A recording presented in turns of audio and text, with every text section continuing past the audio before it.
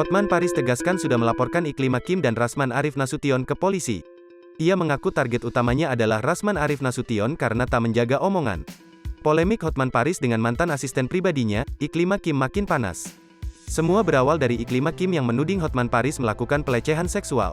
Ia menyebut pelecehan tersebut terjadi di dalam mobil pada Februari tahun 2022. Tudingan Iklima Kim ditanggapi oleh Hotman. Ia membantah melakukan pelecehan. Pengacara berusia 62 tahun itu menilai Iklima Kim begitu senang saat menjadi astrinya. Iklima bahkan mengirim foto seksi kepada Hotman tanpa diminta pada Maret tahun 2022. Hal itulah yang membuat Hotman heran mengapa Iklima malah menudingnya lakukan pelecehan pada Februari tahun 2022 namun sebulan kemudian mengirim foto seksi secara sukarela. Gerah dengan semua tudingan Iklima, Hotman akhirnya ambil tindakan tegas. Ia resmi melaporkan Iklima Kim ke polisi. Tak hanya itu, Hotman juga turut menyeret pengacara Iklima, Rasman Arif Nasution. Hotman menduga Rasman hanya panjat sosial alias pansos karena memiliki dendam tersendiri dengan dirinya.